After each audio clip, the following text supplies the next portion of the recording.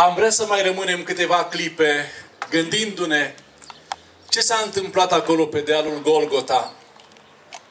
Acolo unde Domnul Iisus era pus pe o cruce și suferea între doi tâlhari, între doi răufăcători. Era unul la stânga lui și altul la dreapta lui. Și cel din stânga îi spunea: mântuiește-te pe tine și mântuiește-ne și pe noi. Dă-te jos de pe cruce. Și l-a ignorat pe Domnul Iisus și l-a batjocorit. Și Scriptura spune că a murit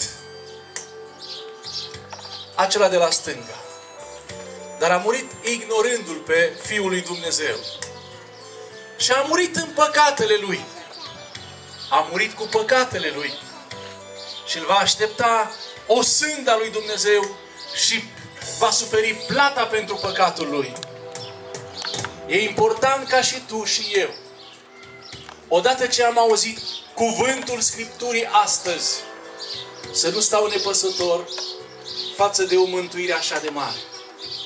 Pentru că Hristos a murit. Moartea Lui are valoare pentru tine, pentru mine.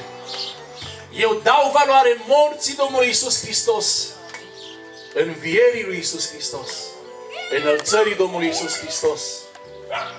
E așa de important să știm că nu slujim un Hristos mort, nu slujim un Hristos de hârtie, ci un Hristos care este viu, care ședea de la dreapta Tatălui. Important, dragul meu, nu știi când vei închide ochii în lumea aceasta. Important este să nu mori în păcatele tale. Cel de la dreapta parcă și-a revenit în fire în ultimele ore ale vieții lui pe acest pământ. S-a uitat la cel din mijloc. A văzut că nu este ca ceilalți. L-a batjocorit și el, dar deodată spune: Doamne, adu-ți aminte și de mine când vei veni în împărăția Ta. Și omul acesta a murit față de păcat. A spus Domnul Iisus: Doamne. L-a recunoscut că este Domn. L-a recunoscut că are o împărăție. Și l-asigură Domnul Iisus pe acel răufăcător care vine și îl imploră și îl roagă să-și aducă aminte și de el. Și îl asigură de un loc. Și îl asigură de companie și spune: chiar astăzi vei fi cu mine în rai. Și el a murit față de păcat. A dat valoare Domnului Iisus Hristos, morții lui Iisus Hristos, întâlnirii cu Iisus Hristos. Și este important ca și tu astăzi, cât trăiești, să-ți dai seama că ești trecător. Să-ți dai seama că vei muri. Nu știi când. Poate azi, poate la noapte, sau poate nu vei muri și El va veni. Și vei sta în fața Lui la judecată, cum a spus Scriptura. Important este să te găsească mort față de păcat. Să spui păcatului stop. Să spui vrăjmașului stop. Destul, Satan a mai chinuit până acum. M-ai amăgit și m-ai mințit. Destul mi-ai condus viața. De acum, Domnul meu pe care îl slujesc este Iisus, Cel care a murit pentru păcatele mele. Era Cel din mijloc, Domnul Iisus Hristos, care a murit și El. Dar a murit pentru păcat. Pentru păcatul, nu al Lui, că a fost singurul fără de păcat. A murit pentru păcatul tău, pentru păcatul meu. Pentru că El a murit pentru păcat. Prin sângele Lui care a curs pe cruce, sângele Lui te poate curăța, te poate ierta de orice păcat. E șansa ta. Șansa de a fi iertat. Mergi în cămăruța ta și plânge-i păcatul tău. Spune: Doamne, îmi pare rău de ceea ce am făcut, de ceea ce am greșit, de neștiința mea. Iartă-mi păcatele. Mântuiește-mă, Doamne. Am nevoie de Tine. E, dragii mei, timpul se scurge. Unii stau mai aproape de slujba aceasta, de casa bisericii, pe străzile acestea ale satului. Iar frații care au venit în mijlocul nostru vor merge încă poate 2-3 ore bune până la casa lor, la familia lor, în biserica unde slujesc. Înainte de a pleca de aici, dorim să le spunem Dumnezeu să-i binecuvinteze. Amin. Dumnezeu să-i însoțească în călătorie.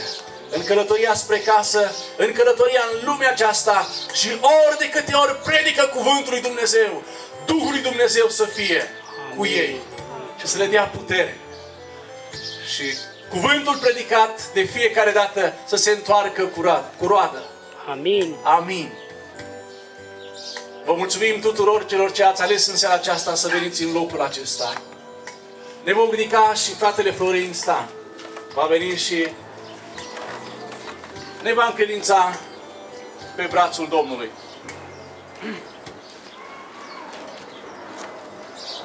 Doamne Iisuse Hristoase, îți mulțumim în această după-amiază că Tu ne-ai ajutat să putem merge pe străzile acestei localități.